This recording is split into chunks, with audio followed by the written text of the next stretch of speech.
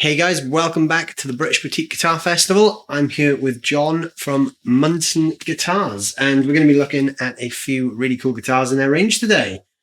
So, where should we start? Obviously, what's this thing I'm holding? So this is the Munson Marauder, okay. One of the two models we brought along today. So it's our offset offering. All of our guitars are custom made, so made to order for, and customers can spec them how they want. So what we've done is try to give you a bit of a range of what we do.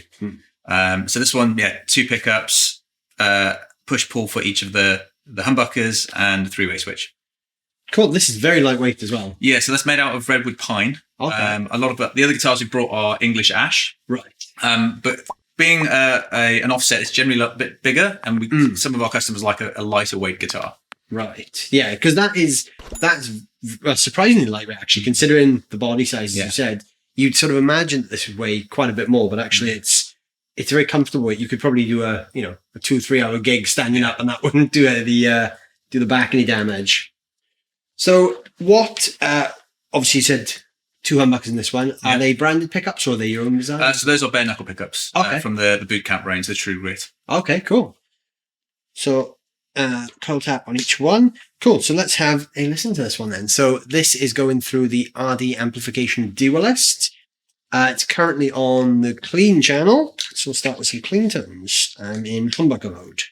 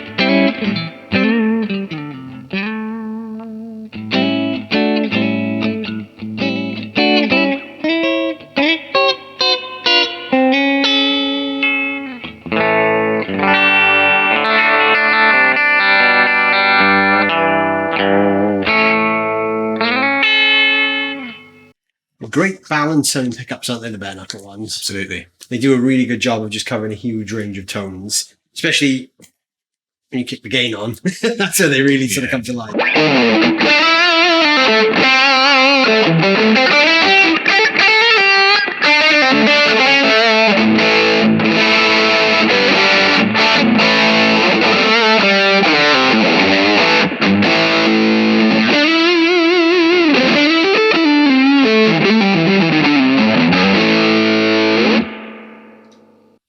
Cool, that sounds great. So what else have we got then?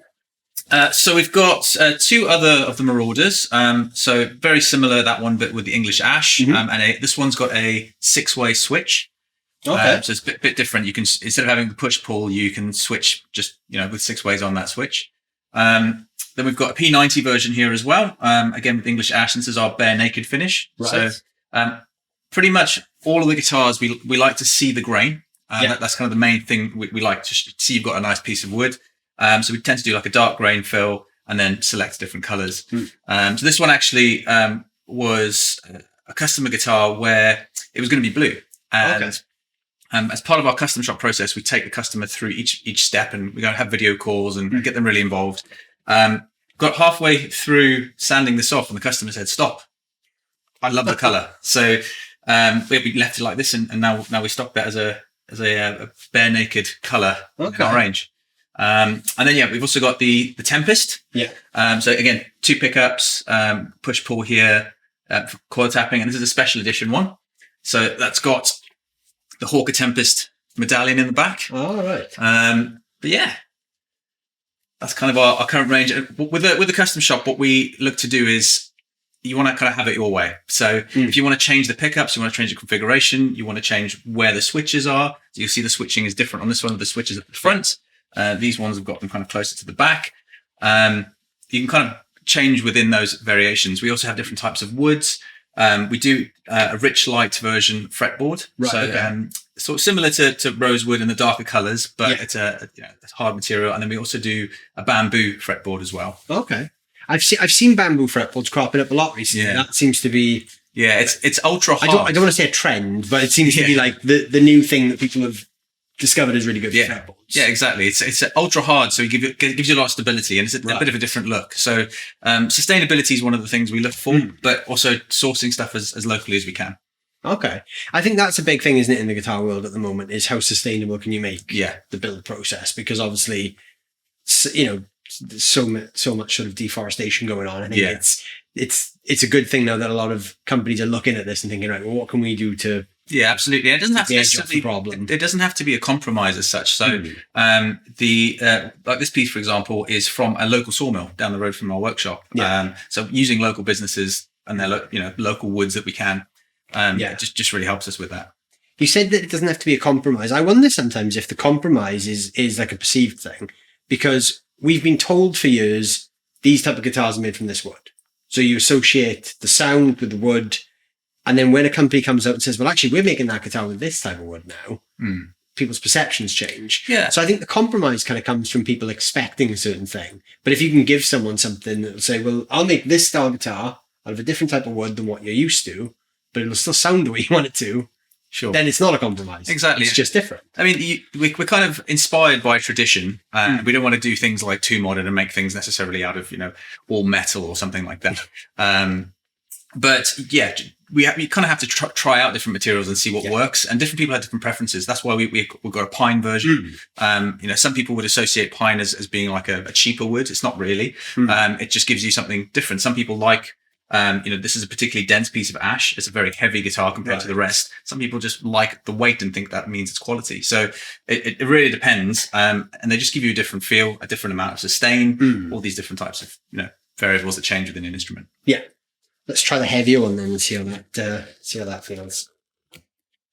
Oh, yeah, that is noticeably heavier, isn't it? Yeah. So what did you say this one is made out of? Ash? English ash. English ash.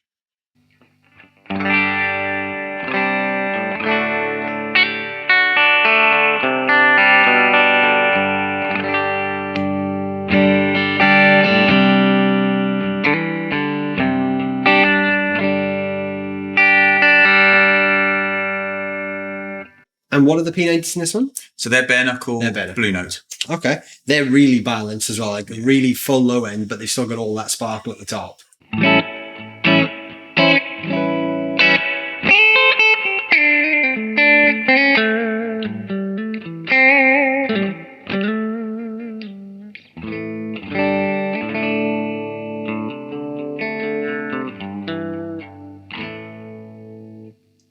P90s, I think, are always fantastic with a bit of drive, though.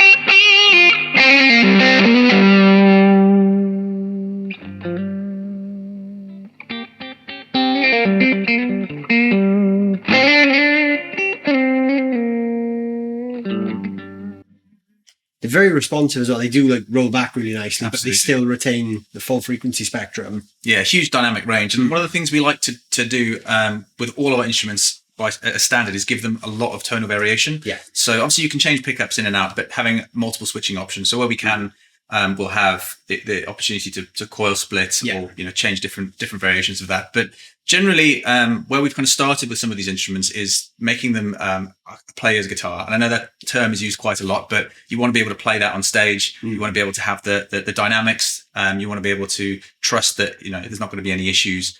So it's all quality components we've got in there. We've got CTS pots, Switchcraft switches, so you can really hammer them and they'll take it. It's the reliable stuff, isn't it? Yeah. That is like tried and tested. You can take it out on gig and it's not going to break after 3 songs. Yeah. No, it's good. I think that's important, especially going down the custom guitar road. Sure. You're going to get a custom guitar because you want it to be a guitar for life. So especially if you're a gigging or working musician, you need that guitar to hold out.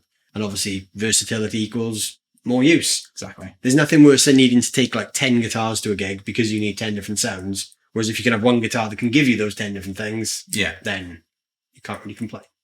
Sure. Yeah, I think that is a very important aspect. But yeah, I like this. I like they do have a slightly played in feel as well, which I think that's a really, for me, when I'm buying a guitar or trying guitars out, I like that sort of slightly played in feel because I hate buying a guitar and it feels like a brand new guitar. Yeah, sure. I mean, what we've tried to do is we're not a big fan of relicking. I mean, I kind of feel it's a very opinionated thing, right? But I feel like you should go and play it rather than I just hit it with some tools. But yeah, we try to make kind of the neck feel like you've got some rolled edges. Yeah. The fret ends are kind of tucked right in, so there's nothing sharp, nothing to catch. Like all those things that you would kind of associate with a more affordable guitar that has a few defects in the factory. It's custom, so we've obviously spent a lot more time, and that's kind of the whole idea with our custom shop is rather than you can send away and someone comes back in like months and months at a time. Yeah. We have one or two people just sat working on your instrument all the way through, right? And it goes through a lot of QA before we get it to you. Okay. What's your usual sort of turnaround time then if someone was to order a build? It depends really on the customer. Right. We can turn something around in 12 to 16 weeks generally. Okay, so that's pretty quick then. And that's not just, we want you to build this, off we go and build it. We're really selling the customer guitar experience. So it's not just, here's some money, we'll give you a guitar. We take the customer all through steps of the process. So from working with them on a 3D model to design out their guitar, where they want the controls, how they want the headstock lined up, all those kind of things. And then wood selection, all those kind of things happen step by step. So the customer's really invested in that process. And by the time they get their guitar, we know we've gone through all these different tweaks and they're always happy. That's cool. And even then, I mean, it's a lot of the time it can be an impersonal experience. If you've used more mainstream custom shops, you'll get the guitar sent to you and you're like, okay, well, I chose this 18 months ago. And now I'm not sure if I still like this. What we do is we're turning it around quicker, but making sure that the time that we're spending with the human interaction is optimized. So a lot of our processes mean that we can kind of spend that time and that part of our business is scalable. Equally, if the customer gets the guitar and there's a couple of tweaks they want, they can send it back and we'll just do a few tweaks. It might be, I want to change the action slightly. I want to have a linear pot instead of a logarithmic pot because we like the idea, but then in practice it didn't work. We change these things out. So yeah, that's sort of the custom experience there, though, isn't it? Because each customer is so involved in the process that they really are getting a custom guitar. Absolutely. They're not just ordering a guitar; they're essentially not building the guitar with you, but they're part of the build process. Exactly, and that is the custom guitar experience. It's like, this is my guitar. I'm having say in every aspect of it with the company. Yeah, absolutely. And we've got customers kind of, if there's a spectrum, one side is a customer who knows exactly what they want. Like, I want this output pickup, I want this wood, I want this type of grain. And the other customer is like, I kind of think I want this, but I don't really know. Yeah. And that's really great because we've got, because it's basically my dad and I that build these things. My dad's got a lot of experience in woodworking and the craftsmanship around that. My experience is more in working as a guitar player and working as a guitar tech. Okay. So I've worked in lots of guitar shops and done live sound engineering, all that kind of thing. So I understand that side of it. And we'll work with the customers to make sure that we give them a guitar that's right for what their requirements are. So it might not be what they thought they wanted initially, but when they get it, they're happy with what they've got. Yeah, I find that such an interesting part of the process with any guitar company, because sometimes you'll find a guitar that you weren't looking for.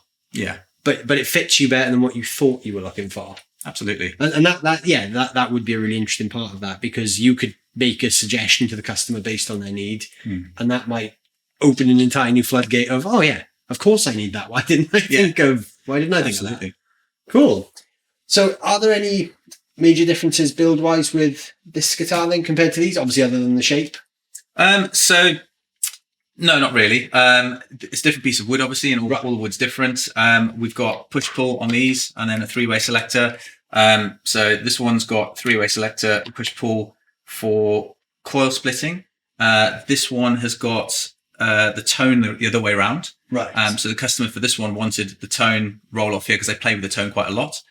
With the CTS pots here, we've got quite a lot of range. So you can almost use it like a wah if you hammer it really fast. Yeah, they're very wide range in CTS pots. Yeah, absolutely. So yeah, it's just different types of kind of our take on classic shapes. Okay. Are these the only two shapes you guys offer, or is there a... At the moment, yes. We've got a few more shapes coming out soon. But yeah, at the moment, these are current ones in the range. Cool. Well, thank you very much for taking the time to show me these guitars. Yeah, no problem. If people watching want to find out more, where can they go? So munsonguitars.com or at Munson Guitars anywhere on social media. Cool. I will put some links to that down below in the description as well. You guys can go check that out. Big thanks to Mike for putting on the British Boutique Guitar Festival again, and for all the brands. Don't forget to also check out all the other channels' videos as well. There's going to be plenty of great content from the event, and I will see you guys very soon. Thanks for watching.